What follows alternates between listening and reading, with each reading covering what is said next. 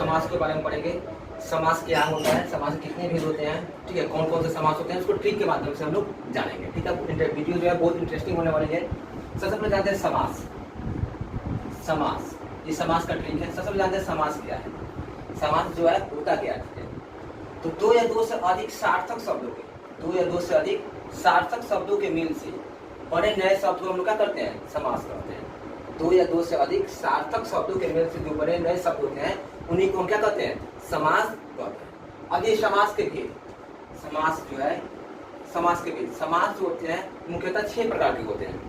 समास जो है मुख्यतः 6 प्रकार के, 6 प्रकार का होता है। एक होता है बाबू अव्ययी भाव समास, दूसरा होता है तत्पुरुष समास, तीसरा होता है आपका कर्मधारय समास, चौथा होता है द्वंद्व समास, और पांचवा होता है द्विगु समास, और छठा होता है बाबू बहुब्रीहि समास। अब तो इतना 6 तो है, तो इसको याद करना आदमी कोई कुछ याद रहेगा, कुछ भूल जाएंगे। तो इसके लिए ट्रिक है बाबू, ट्रिक है द्वंद्वी अब तक।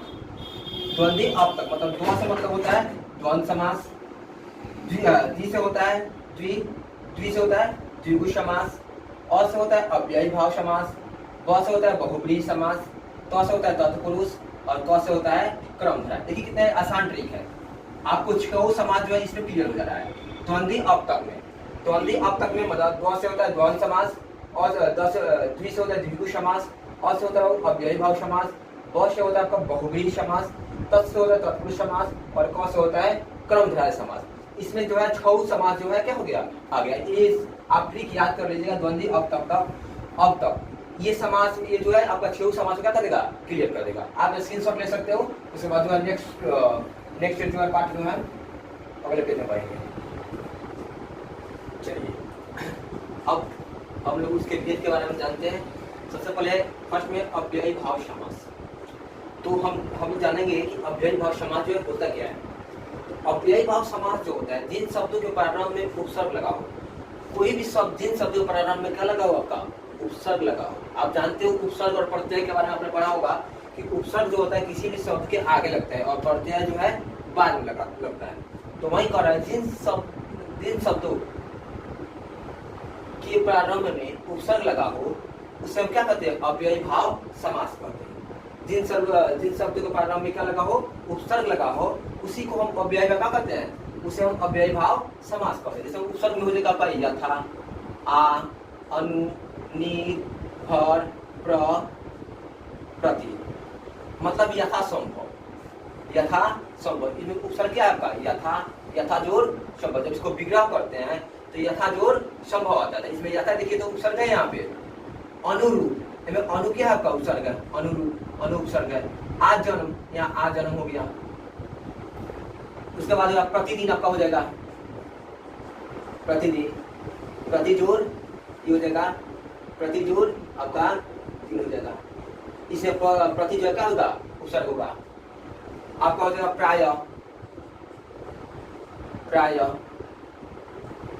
प्राजोड़ आपका यह हो जाएगा। चलिए उसके बाद हम दूसरा देखते हैं तत्पुरुष समास। तत्पुरुष समास जो है क्या होता है, तो तत्पुरुष समास जो होता है, जब समास को विग्रह करने पर, जब समास का क्या करते हैं, विग्रह करने पर कारक चिन्ह का लोप हो जाता है। जो कारक चिन्ह होता है, कर्ता ने करण को करण से सब आपने पढ़ा होगा, कारक चिन्ह क्या होता है, लोप हो जाता है, तो उसे हम क्या कहते हैं, तत्पुरुष समास कहते हैं। जैसे हम कारक चिन्ह आपको दे दिया गया है, का, की, के लिए, में, पर, से और सरा आदि, ठीक है। आपने पढ़ा होगा कर्ता ने करण को करण से। यदि आप नहीं जानते हो तो इसके लिए आप कमेंट सेक्शन में कह सकते हो, हम इसके लिए अलग से वीडियो बनाएंगे इसका, ठीक है। तो तत्पुरुष समास जो होता है वैसा समास होता है जो जब समास का विग्रह करने पर, समास का विग्रह करने पर कारक चिन्ह क्या होता है, लोप हो जाता है, ठीक है। तो उसे हम क्या कहते हैं, तत्पुरुष समास कहते हैं। अब कारक चिन्ह होता क्या है इसका बात जानेंगे। आपका हुआ का, की, के लिए, में, पर, से। अब आइए हम उदाहरण को समझते हैं। उदाहरण में जो है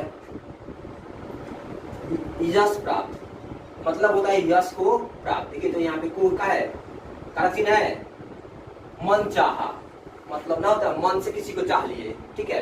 तो ये हो गया मन चाह, तो मन से चाह मतलब मन से चाह लिए, ठीक है। उसका होता है राजपुत्र, राजपुत्र मतलब राजा का बेटा, राजा का पुत्र। यहाँ का हो गया, का चिन्ह का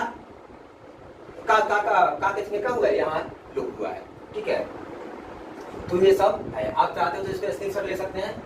अगला पेज जो है नेक्स्ट, अगला जो है नेक्स्ट पेज में। चलिए अब तीसरा समास है हमारा क्रमधारय समास। ठीक है, तो क्रमधारय समास होता क्या, इसके बारे में हम लोग जानेंगे। जिस समास में प्रथम पद दूसरे पद की विशेषता को बताता है, प्रथम पद दूसरे पद की क्या विशेषता को बतलाता है, उसे हम क्या कहते हैं, क्रमधारय समास कहते हैं। या ऐसे कह सकते हो जिस समास का पहला पद विशेषण हो और दूसरा क्या हो, विशेष्य हो, ये भी आप कह सकते हो। ये बट ये सबसे बेस्ट ट्रिक है, सबसे बेस्ट है। ठीक है, इसको आपको याद करने में ज्यादा दिक्कत नहीं होगा और आसानी से आप लोग समझ जाओगे। जिस समास में प्रथम पद क्या और दूसरे पद की, जिस समास में प्रथम पद दूसरे पद की क्या कहता है, विशेषता को बताता है, उससे क्या कहते हैं, क्रमधारय समास कहते हैं। जैसे मान लीजिए चरण कमल, ठीक है, मतलब जो कमल होना चाहिए किसके समान होना चाहिए, चरण के समान होना चाहिए। सॉरी, कमल के समान क्या होना चाहिए, कमल के समान होना चाहिए चरण। दूसरा है कमल नयन, तो कमल के समान क्या होना चाहिए आपका, नयन। देखिए इसमें जो होता है, इसमें दो चीज होता है, के समान और है जो। अगर किसी भी चीज का अगर विग्रह करने पर यदि उसके बीच में के समान और है जो आ रहा है, तो समझ लीजिए वो क्या है आपका, क्रमधारय समास है। मतलब चरण कमल, चरण के समान, कमल के समान चरण। दूसरा है कमल नयन, मतलब कमल के समान नयन। दूसरा अधमरा, अधमरा मतलब आधा है जो मरा। इसमें दूसरे को आता है, इसका विग्रह करने पर दो हो जाता है, के समान आता है और एक जो है जो आता है। ठीक है, आप किसी भी समास का जब विग्रह कीजिएगा तो के समान अगर आ जाए उसमें या है जो आ जाए तो समझ लीजिए क्या है आपका, क्रमधारय समास है। कोई दिक्कत। चलिए नेक्स्ट जो है अगले पेज में हम जानेंगे। जैसे बच्चों आज हम लोग समास के बारे में पढ़ेंगे। समास क्या होता है, समास कितने भेद होते हैं, ठीक है, कौन कौन से समास होते हैं, उसको ट्रिक के माध्यम से हम लोग जानेंगे। ठीक है, वीडियो जो है बहुत इंटरेस्टिंग होने वाली है। सबसे पहले जानते हैं समास।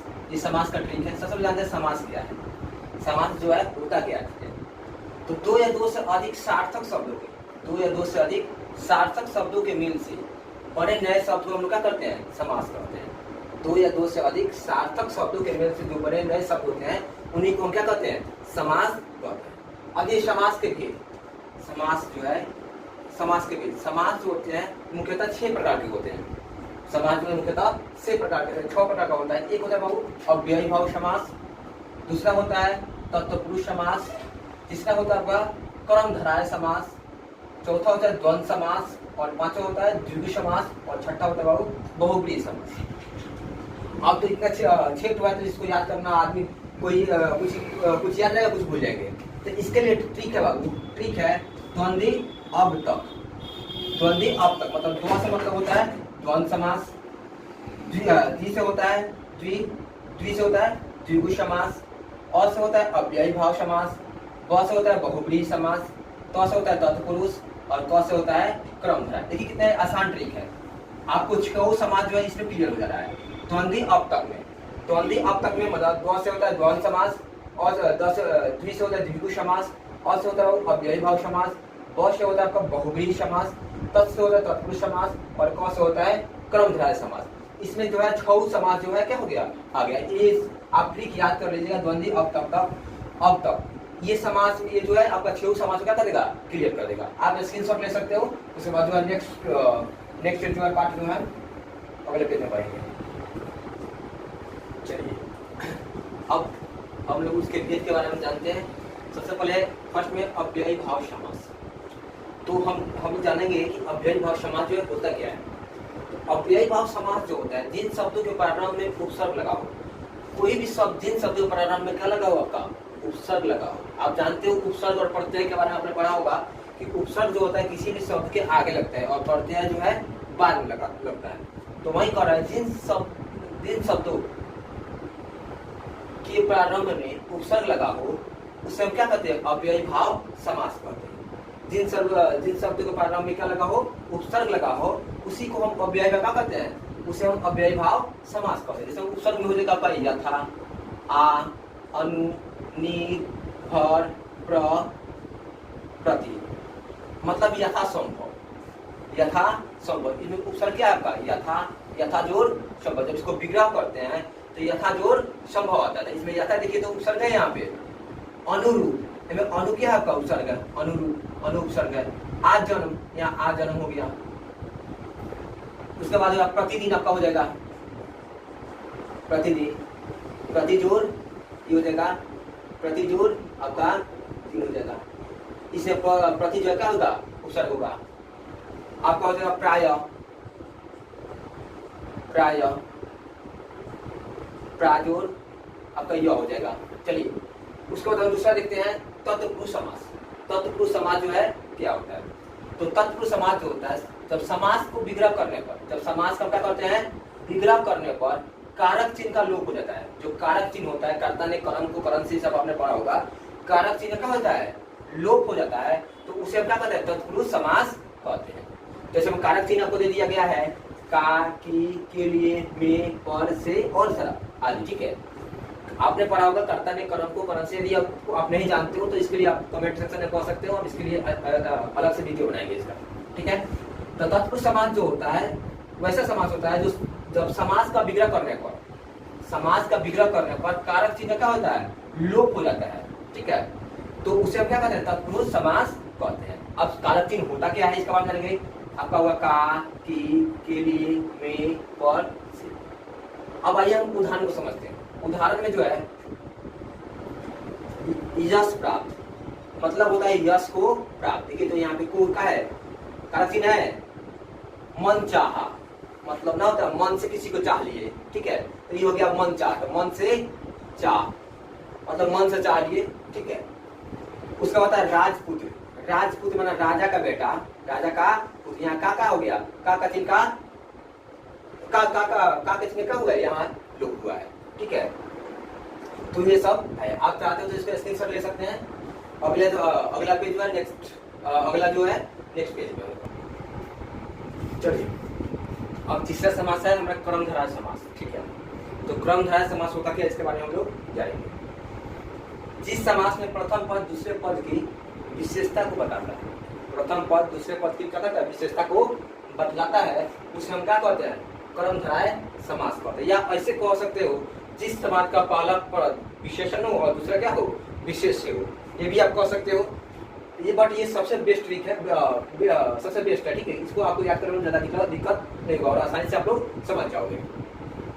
जिस समास में प्रथम पद का दूसरे पद की, जिस समास में प्रथम पद दूसरे पद की क्या कहता है, विशेषता को बताता है, उससे हम क्या कहते हैं, क्रमधारय समास कहते हैं। जैसे मान लीजिए चरण कमल, चरण कमल, ठीक है। मतलब जो कमल होना चाहिए किसके समान होना चाहिए, चरण के समान होना चाहिए। सॉरी, कमल के समान क्या होना चाहिए, कमल के समान होना चाहिए चरण। दूसरा है कमल नयन, तो कमल के समान क्या होना चाहिए आपका, नयन। देखिए इसमें जो होता है, इसमें दो चीज होता है, के समान और है जो। अगर किसी भी चीज का अगर विग्रह करने पर यदि उसके बीच में के समान और है जो आ रहा है तो समझ जाइए वो क्या है आपका, क्रमधारय समास है। मतलब चरण कमल, चरण के समान, कमल के समान चरण। दूसरा है कमल नयन, मतलब कमल के समान नयन। दूसरा अधमरा, अधमरा मतलब आधा है जो मरा। इसमें दूसरे को आता है, इसका विग्रह करने पर दो हो जाता है, के समान आता है और एक जो है जो आता है, ठीक है। आप किसी भी समास का जब विग्रह कीजिएगा तो के समान अगर आ जाए उसमें या है जो आ जाए तो समझ जाइए क्या है आपका, क्रमधारय समास है। कोई दिक्कत। चलिए नेक्स्ट जो है अगले पेज में हम जानेंगे। हम द्वंद्व समास के बारे में जानेंगे। द्वंद्व समास, द्वंद्व समास जो होता है यही दोनों पदों के बीच में योजक चिन्ह, इसको हम योजक चिन्ह बोलते हैं, इसको हम योजक चिन्ह बोलते हैं, ठीक है। योजक चिन्ह लगा हो और उसे विग्रह करने पर और यह एवं आए तो, ठीक है, और यह एवं आए तो वो क्या होता है, द्वंद्व समास है। द्वंद्व समास में होता है यही दोनों पदों के बीच में क्या होता है, योजक चिन्ह होता है। द्वंद्व समास में क्या होता है, दोनों पदों के बीच में योजक चिन्ह, जहां भी योजक चिन्ह लग जाए वो समझिए क्या है आपका द्वंद्व समास है। जैसे मान लीजिए माता पिता, माता और पिता के बीच क्या है, योजक चिन्ह लगा है और इसको विग्रह करने पर क्या आता है, माता और पिता। और यहाँ पे देखिए तो यहाँ पे और है कि ना, यहाँ पे और आ गया। फिर देखिए पाप पुण्य, यहाँ पे योजक चिन्ह आ गया। जब योजक चिन्ह रहेगा तो हमारा क्या होगा, द्वंद्व समास होगा। या उसका विग्रह करने पर क्या आएगा, पाप और क्या हो जाएगा, पुण्य हो जाएगा। यहाँ पे फिर आपका ये और आ गया। ऊंच नीच या ऊंचा या नीचा, या लिख लीजिए ऊंचा या नीच, मतलब ऊंच या नीच। यहाँ पे भी योजक चिन्ह है तो ये भी क्या है आपका मतलब जहाँ भी योजक चिन्ह लगा हो उस समझिए क्या है आपका, वो आपका द्वंद्व समास है। या उसका विग्रह करने पर आपको और या एवं आए तो क्या समझिएगा, वो आपका है द्वंद्व समास। जैसे हम भाई बहन, भाई और बहन। चलिए अब जानते हैं द्विगु समास। ये द्विगु समास होता क्या है? जिस समास में प्रथम पद संख्यावाचक हो, प्रथम पद जो है संख्यावाचक हो, या समूह का पता चले, या उसके समूह का पता चले, उसे क्या कहते हैं हम लोग? द्विगु समास कहते हैं। जैसे में दो पहाड़, यहाँ देखिए तो दो क्या है? संख्यावाचक है, मतलब दो पहाड़ों का समूह। यहाँ दो पहाड़ों का, जब इसको विग्रह करते हैं तो क्या होता है? दो पहाड़ों का समूह। मतलब इसमें कहने का मतलब है जिस समास के प्रथम पद संख्यावाचक हो, मतलब जिसका प्रथम पद क्या हो? संख्यावाचक हो, या समूह का पता चले, उसे हम क्या कहते हैं? द्विगु समास कहते हैं। द्विगु समास में आपका कोई दो पहाड़, दो क्या हो गया? दो पहाड़ मतलब दो संख्यावाचक है। आप कह सकते हो दशानन, दशानन, दशानन मतलब यहाँ पे 10 भी है, ठीक है, बट यहाँ पे जो है दशानन का दूसरा मतलब निकलता है, इसलिए हम दशानन जो है हम इसको द्विगु समास में नहीं लिख सकते हैं। आपका हो गया चौराहा, चौराहा मतलब चार, चार राहों का समूह, यहाँ संख्यावाचक चार आ गया, चार राहों का समूह। फिर आ गया आपका नवरात्र, मतलब नवरात्रियों का समूह, यहाँ नौ क्या है आपका? संख्यावाचक है। जहाँ देखिए जिस समास के प्रथम पद संख्यावाचक हो वो आपका क्या होता है? द्विगु समास होता है। या उसको विग्रह करने पर समूहों का, कोई किसी समूह का पता चलता है, उसे भी हम लोग क्या कहते हैं? द्विगु समास कहते हैं। कोई दिक्कत? चलिए अगला देखते हैं बहुव्रीहि समास। बहुव्रीहि समास में जो होता है, जिस समास में कोई भी पद प्रधान नहीं होता है, बहुव्रीहि समास में कोई भी पद क्या होता है? प्रधान नहीं होता है। दोनों पद मिलकर किसी तीसरे पद की ओर संकेत करते हैं, मतलब दोनों पद मिलकर किसी तीसरे पद की ओर क्या करते हैं? संकेत करते हैं। उसे हम लोग क्या कहते हैं? उसे हम बहुव्रीहि समास कहते हैं। उसे बहुव्रीहि समास कहते हैं। देखिए कहने का मतलब है बहुव्रीहि समास जो है, जिस समास में कोई भी पद प्रधान, जिस समास में कोई भी पद प्रधान नहीं होता है, या दोनों पद मिलकर किसी तीसरे पद की ओर इशारा करता है, उसे हम क्या कहते हैं? बहुव्रीहि समास हो गया। जैसे मान लीजिए चतुर्भुज, चार भुजाएं, जिसकी चार भुजाएं हो, ठीक है, चतुर्भुज चार है भुजाएं जिनकी, चाहे जिनकी चार भुजाएं हो, किसको कहते हैं? विष्णु जी। यहाँ पे कोई स्पेशल वर्ड निकला, मतलब चार भुजाएं, ठीक है, चार भुजाएं होगा, दोनों मिलकर किसके तीसरे को संकेत करा कि ना? भगवान विष्णु। लंबोदर, लंबा है उदर, उदर भी होता है पेट, हाँ पेट होता है, लंबा है उदर जिसका, अर्थात गणेश जी। फिर है दशानन, दस है आनन, आनन भी होता है सिर, आनन भी होता है सिर, मतलब रावण। कोई दिक्कत है तो आप लोग कमेंट बॉक्स में बता सकते हैं। Thank you.